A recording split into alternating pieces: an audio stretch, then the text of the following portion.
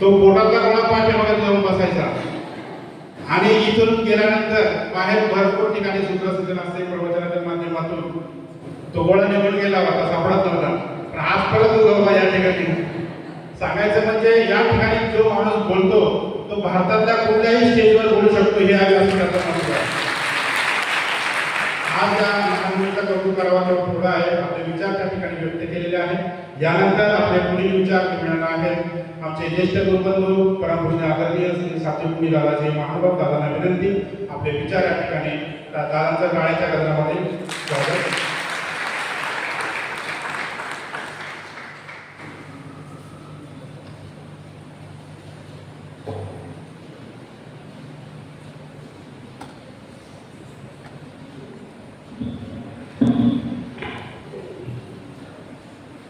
जो नित्य स्वयं प्रकाश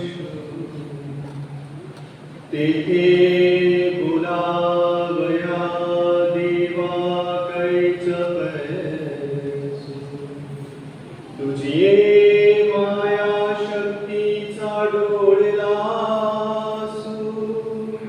लागला ब्रह्मादिका प्रमाणा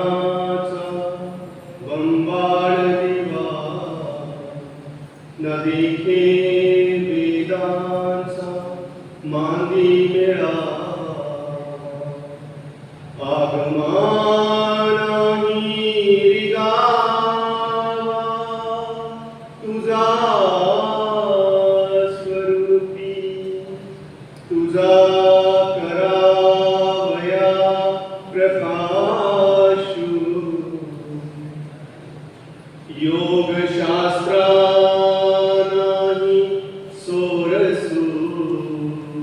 संख्या लागे मोह पाशु तू ते निरोपिता म्हणून साधर नाही ऐसे जेणे तुझे ज्ञान रत्न दिसे तू जाणविसी कृपाव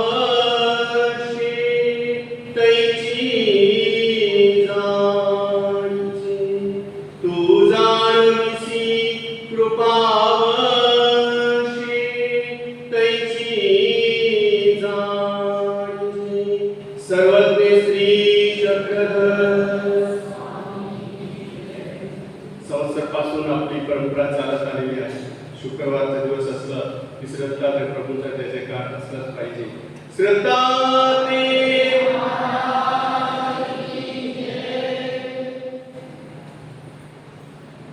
संयोजक और आयोजकों की तरफ से विनती है कि हिंदी में निरूपण किया जाए जो शब्द जो आप बोलने वाले हो, क्योंकि बालाघाट मध्य प्रदेश से जो लोग आए हुए हैं वो अधिकतर हिंदी भाषा जानते हैं. अनुसरण विधि के निमित्त से संपन्न हो रही आज की ये ज्ञान सभा और इस ज्ञान सभा के सभाध्यक्ष परम पूजनीय परमादरणीय परम श्रद्धेय प्रातस्मरणीय सभी उपमाओं से युक्त आप हम सबके हृदयस्थ श्री गुरुवर्य मामा जी, उसी तरह से संवत्सर से आए हुए आदरणीय श्रद्धेय प्रातस्मरणीय महंत श्री राजगढ़ बाबा जी और संवत्सर से आए हुए सारे संत महंत और संवत्सर से आए हुए तपस्विनी माता भगिनी और सर्वविद उपस्थित सभी संत महंत बाल गोपाल और मध्य प्रदेश से आए हुए सारे भक्तजन. जैसा कि आप सबको पता ही है कि आज हम संन्यास विधि के निमित्त से यहाँ पे उपस्थित हुए हैं. पिछली बार 8/11/2024 को एक संन्यास दीक्षा हुई थी गंगापुर की ताई कुंती ताई मराठे. तो उस समय मुझे बोलने के लिए 2 शब्द ऐसा समय दिया गया था. उस समय हमने विषय बोला था कि संन्यास जो है, मेरे दृष्टिकोण से संन्यास मतलब एक युद्ध है. आप कहोगे संन्यास युद्ध कैसा है? संन्यास लेने पे तो ये हिंसा इत्यादि कार्य सब छोड़ने होते हैं, स्वामी जी ने भी बोला हुआ है. तो संन्यास युद्ध कैसे हो सकता है? संन्यास युद्ध है. संन्यास जो युद्ध है वो कैसा है, वो हमारे आंतरिक शत्रु जो है, जो हम बोलते हैं कि षड्रिपु हैं, जीव के जो सबसे बड़े शत्रु हैं वो षड्रिपु हैं, राग आदि द्वेष जो बोले गए हैं, ये जीव के सबसे बड़े शत्रु हैं।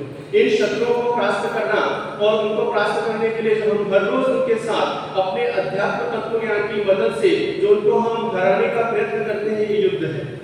और उसमें हमने राग इस विषय के ऊपर कि राग नाम का जो शत्रु है, राग मतलब आवड़ी मतलब मोह, इसको हम कैसे परास्त कर सकते हैं, उसमें विवेचन, उसमें कुछ शब्द बोले गए थे, लेकिन उसके आगे के शत्रुओं के बारे में इनको हम कैसे नियंत्रण कर सकते हैं, ये बहुत बड़ा विषय है। और आज आप देख रहे हो कि समय क्या हो रहा है, इसलिए उस विषय को स्पर्श न करते हुए, क्योंकि पिछली बार बोला था कि अगली बार जब मैं यहाँ पे उपस्थित होऊंगा तो उस विषय को हम स्पर्श करेंगे और आगे के शत्रुओं को हमने कैसे नियंत्रण करना है उस पे हम बात करेंगे। लेकिन आज संन्यास विधि के निमित्त से जो हम उपस्थित हैं, तो संन्यास मतलब जैसे कि अभी बताया है कि राग आदि शक्तियों का परित्याग करना, ये संन्यास है। ना कि जो महादायिसा वाराणसी से आने के बाद जो महादायिसा जी श्री क्षेत्र डोमेग्राम से गई हैं, तो स्वामी जी ने उनको कहा कि भाई तुम वाराणसी जाके आओ, फिर आपको हम संन्यास देंगे। तो वाराणसी में जाने के बाद जब उनको स्वामी जी के बहुत मना करने पर भी वो गई, तो उनको वहां जाकर के ध्यान में आई बात कि स्वामी जी जो कह रहे थे वो ठीक है कि ये तीर्थ क्षेत्र इत्यादि ये अमोचक है, परमेश्वर का सन्निधान मोचक है, लेकिन जीव की दशा ऐसी है कि जब तक ठोकर नहीं लगती है तब तक सुधरता नहीं है। तो महादायिसा को भी वहां जाने के बाद पता चला कि दादोस ने ये सब मुझे फंसाया है, और इसलिए दादोस को तिलांजलि दी कि आज के बाद आपका त्याग है, आज के बाद दादू के साथ कोई सरोकार नहीं रखना है। और आकर के स्वामी जी को कहती है कि स्वामी जी मुझे संन्यास दे दीजिए।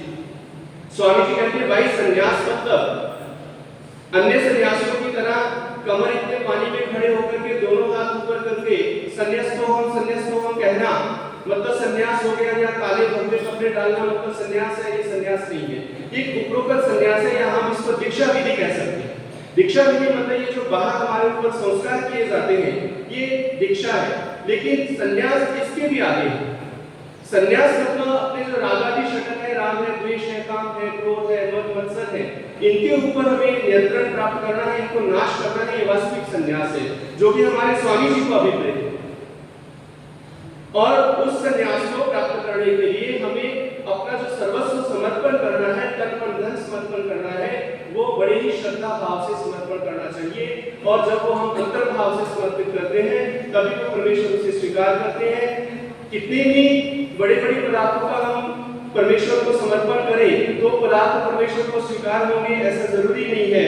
जो हम मानस प्रार्थना बोलते हैं कि पत्रम पुष्पम फलम तोयम यो मे भक्त्या प्रेक्षति तदहं भक्तु प्रभु तमस्यामि प्रयतात्मना, कि जो हम पत्र पुष्प इत्यादि सब कुछ समर्पण करते हैं, ये प्रेम भाव से, भक्ति भाव से समर्पित करने चाहिए।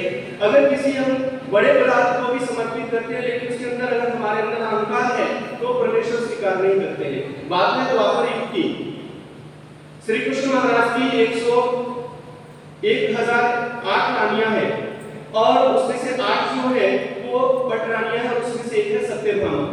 और सत्यभामा जी को अपने रूप सौंदर्य का बड़ा मोह था, बड़ा गर्व था कि मेरे जैसे सुंदर कोई नहीं है, और श्री कृष्ण भगवान सिर्फ मुझे ही प्यार करते हैं, मुझे ही प्रिय हैं और वो मैं उनको प्रिय हूं।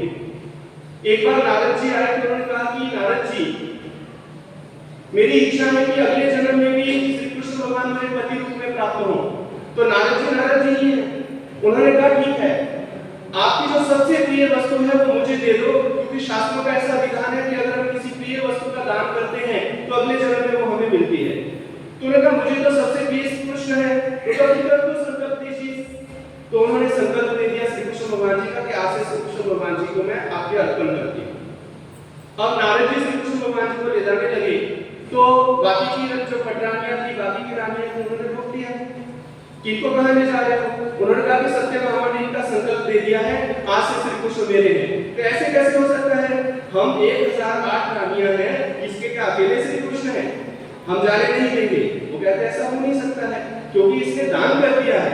हाँ, अगर इनके बराबर की कोई मूल्यवान वस्तु अगर आप हमें देते हैं जो आपको श्री कृष्ण के अलावा जो प्रिय है, अगर ऐसी मूल्यवान वस्तु आप इनके वजन के बराबर देते हो तो फिर हम श्री कृष्ण भगवान को आपको सौंपते हैं। और इसमें क्या बात है? सत्यभामा कहने लगी मेरे पास अपार सोना है, अपार अलंकार है, इनके वजन के तो मैं 1 मिनट में दे दूंगा। श्री कृष्ण भगवान जी को तराजू में बिठाया गया और इधर सोना रखना शुरू कर दिया गया। सत्यभामा के पास जितने भी अलंकार थे सब रख दिए, लेकिन पलड़ा 1 इंच भी ऊपर नहीं गया। और फिर सभी रानियों ने रखा, क्योंकि अहंकार था मन में कि हम श्री कृष्ण भगवान जी को ऐसे ही तोल सकते हैं। सारा सोना, सारा द्रव्य ला करके रख दिया गया, लेकिन श्री कृष्ण भगवान जी का जो तराजू का पलड़ा था उस साइड का, वो थोड़ा सा भी ऊपर नहीं उठा। ये बात रुक्मिणी देवी जी को पता चली और रुक्मिणी देवी जी आई और तुलसी का एक पत्ता तोड़ा और उसके ऊपर श्री कृष्ण भगवान जी का नाम रख के प्रेम भाव से श्री चरणों में नमस्कार करके तराजू के उस पलड़े को कहा कि ये सारे अलंकार निकाल दो। सारे अलंकार निकाल दिए गए और एक पत्ता रखा गया और श्री कृष्ण भगवान जी का जो पलड़ा था वो ऊपर उठा और श्री कृष्ण का पत्ता जिसपे पत्ता रखा था वो पलड़ा नीचे हो गया। ये है श्रद्धा, भक्ति। प्रेम के वश होते हैं परमेश्वर, द्रव्य के वश नहीं है। तो पत्ता भी एक अगर श्रद्धा से समर्पित करते हो तो परमेश्वर उसका स्वीकार करते हैं। पुष्प के लिए आपने श्रीलीला चरित्र के अंदर देखा ही है कि स्वामी श्री सर्वदेश चक्रधर स्वामी जी विहरण के लिए गए हुए हैं और नदी के पास एक टेकरी के ऊपर बैठे हुए हैं और सादा माता जी स्नान करके उस प्रदेश के किले के प्रदेश की तरफ जा रही थी और रास्ते में रिंगनी के फूल थे। उन्होंने मैं निष्कांचन द्रव्य परमेश्वर को क्या समर्पित कर सकती हूँ, इसलिए उन्होंने वो फूल तोड़े और स्वामी जी के पास एक माइकवा तथा माता और बेटी विधवा दोनों हैं, वो स्वामी जी के पास बैठी है। बाईसा जी इत्यादि भक्तजन थे और सारा जी ने बड़े प्रेम भाव से स्वामी जी को जो रिंगनी के फूल थे वो समर्पित किए, स्वामी जी ने अपने श्रीकरों में लिए और स्वामी जी कहते हैं कि भाई देव स्वर्णीय पुष्टि पूजिता है, परमेश्वर की पूजा आप सोने के फूलों से कर रहे हो। वो जो लड़की पास में बैठी हुई थी उसने स्वामी जी के श्रीकरों में जो फूल थे उसमें से झपट्टा मार के छीना और छीनने के बाद उसने कहा कि ये ऐसे स्वर्ण से पानी से तो नहीं नीचे फूल, ये कहां सोने के फूल है, ये देखिए ये तो रिंगनी के फूल है। स्वामी जी कहते भाई चाहे फूल रिंगनी के हैं, लेकिन जिस भाव के साथ ये फूल अर्पण किए गए हैं वो भाव मतलब सोने से भी अधिक अच्छा है।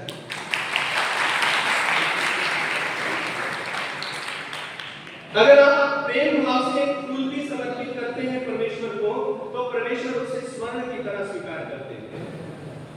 फलम, हम ऑस्ट्रेलियन अंगूर लेके आते हैं, दूसरे विदेशों का ड्रैगन लेके आते हैं और वो समर्पित करके परमेश्वर को प्रसन्न करने का प्रयत्न करते हैं, लेकिन परमेश्वर प्रसन्न होते हैं कि पता नहीं। लेकिन अपने पास की ही ले रहा है कि बाइबलबाजी नाम के छोटे से बच्चे हैं, लगभग 7-8 साल के होंगे और स्वामी जी के पास रहने लगे।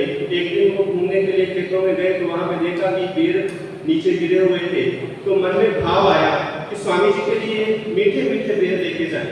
अब मीठे कैसे पता चले, खाए बिना तो पता नहीं चलेगा, इसलिए वो उसको चखते, जो मीठा होता वो अपनी बाजू के ऐसे इसमें डाल देते और जो फीका या कड़वा होता उसको फेंक देते या खुद खा लेते। ऐसे दोनों ही बाजू में भर करके लेके आए स्वामी जी। उस समय विंगार के अंदर आदित्य मंदिर के चौक में आसनस्थ है और उन्होंने वो छोटा सा बच्चा है अपने भोले भाव के अंदर आकर के वो क्या कहता है कि मुनि देव हो, मैं आपके लिए ये मीठे बेर लेके आया हूँ, आप इसको स्वीकार कीजिए। और दोनों ही बाहें आकर के ऐसे सिर चरणों में उड़ेल दी और बाईसा जी पास में खड़ी थी। उन्होंने जब देखा कि बेर तो चढ़े हुए हैं, बाईसा जी कहती है बेटा झूठे बेर लेके आए हो। स्वामी जी ने वो बेर उठाए और खाए। स्वामी जी कहते भाई भाव झूठा नहीं है, बेर झूठे हैं लेकिन भाव मात्र उत्तम है। भाव मीठे बेर खिलाने का है, झूठे बेर खिलाने का नहीं है। तो फल भी अगर आप श्रद्धा के साथ समर्पित करते हो, कैसे बेर है, सामान्य से बेर है, नीचे गिरे हुए हैं, वो खा करके लेके आए हैं, लेकिन भाव ये था कि स्वामी जी को मीठे बेर खिलाने हैं और स्वामी जी ने वो भी स्वीकार किए। पत्रम पुष्पम फलम तोयम, तोयम मतलब पानी, पानी की बूंद भी, पानी का एक गिलास भी परमेश्वर को अगर श्रद्धा के साथ समर्पित किया जाए तो परमेश्वर स्वीकार करते हैं। पीछे हमारे वो अक्षय तृतीया का त्योहार गया है, स्वामी जी के सन्निधान में अक्षय तृतीया का त्योहार था।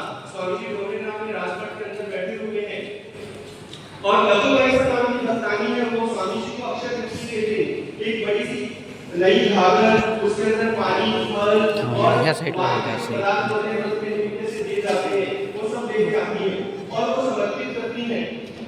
तो इधर बैठी हुई जो लाहौरिस्तान है सादा की माता, वो अप्राप्ति करती है कि लखनऊ साहब कितनी भाग्यवान है कि इसको स्वामी जी के प्रति ऐसी क्रिया कर रही है। मैं कितनी अभागी हूँ, मेरे पास कुछ भी नहीं है, मैं कुछ भी नहीं कर सकती। स्वामी जी सर्वज्ञ ने भाव जान लिया और स्वामी जी कहते भाई आओ, नदी के जाकर के गहरे पानी में से स्वच्छ पानी की घाघर भर के लेके आओ और हमें एक लोटा पानी कर। वो गई, पानी लेके आई और एक लोटा पानी का उन्होंने समर्पण किया और स्वामी जी ने प्रेम भाव से स्वीकार किया। स्वामी जी कहते कि भाई एक तो तुमची अक्षय तृतीय चिंता करा, मतलब पत्रम पुष्पम फलम तोयम। अगर आप पानी भी एक श्रद्धा भाव से परमेश्वर को समर्पित करते हो तो परमेश्वर उसे स्वीकार करते हैं। लेकिन ये सब कुछ जो समर्पित करना है वो श्रद्धा के साथ है। जैसे कि आज चंद्रकांत दादा ने बताया है कि मैं कैसे कैसे यहाँ पे मानव पंथ में आया हूँ और श्री गुरुदेव मामा जी के सन्निधान के बाद मेरे अंदर जो भाव श्रद्धा उत्पन्न हुई है, ये मेरा जो जीवन है, मेरा ये देह है, मैं ये परमेश्वर के चरणों में आज श्रद्धा पूर्वक समर्पित करता हूँ। और ये श्रद्धा पूर्वक समर्पित करते हुए समय में समर्पित करना ये बहुत महत्व की बात है। ये सब जो अनुसरण दिए हुए हैं मार्गदर्शन के लिए नहीं है, जो आज में वास्तविक है उनके लिए ये कथा है कि अगर हम समय पे नहीं देते हैं, अनुसरण लेने की सबकी इच्छा है, बहुत जनों की संन्यास लेने की इच्छा है, लेकिन 56 चली जाती है, बूढ़े हो जाते हैं, जब हाथ पैर काम नहीं करते तब हम आते हैं। समय का महत्व बहुत है। एक कुम्हार थे और उनका गला बीमार पड़ गया और वो उसको पशु वैद्य के पास ले गए। उस पशु वैद्य ने एक उसको पाउडर बना के दिया और उसको बोला कि ये गले को खिलाना है और उसको जो है वो जो गले को खिलाने के लिए जो बांस की नली होती है उस नली में डालना और इधर से फूंक मार देना। तो उन्होंने उस गले के मुंह में वो नली डाली, वो पाउडर डाला और फूंक मारी और फूंक मारने की देर थी कि उस गले ने पहले फूंक मार दी और वो पूरा पाउडर इसके मुंह में चला गया। अब गले का पाउडर अगर एक मनुष्य के पेट में जाए तो क्या होगा? हुआ क्या वहां पे कि समय की जो है वो देरी हो गई। और अगर समय की देर हम करते हैं, हम काल को फूंक मारे, उससे पहले अगर काल फूंक मार गया तो उस गधे जैसा कुम्हार के जैसा हमारा हाल होगा कि हम इस जो मोक्ष मार्ग पे चलने के लिए हमारे मन में उत्साह है या हम चलना चाहते हैं, वो समय हमारे हाथ से निकल जाएगा। इसलिए आज ये जो आपने अनुसरण विधि के निमित्त से हम यहाँ उपस्थित हैं, चंद्रकांत दादा जी की तरफ से एक मामा जी को एक दो शब्द समर्पित करता हूँ। गुमनामी के अंधेरे में था, गुमनामी के अंधेरे में था, पहचान बना दिया। गुमनामी के अंधेरे में था, पहचान बना दिया। दुनिया के गम से मुझे अनजान बना दिया। प्रभु जी ने ऐसी कृपा की कि मामा जी ने मुझे एक अच्छा इंसान बना दिया।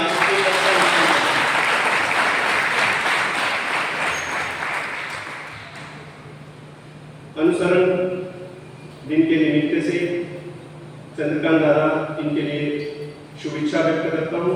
स्वामी श्री चक्रधर जी इन्हें अपना प्रेम पत्र प्रदान करें। इन दो शब्दों के साथ यहीं पे अपने शब्दों को विराम देता हूँ। सर्वज्ञ श्री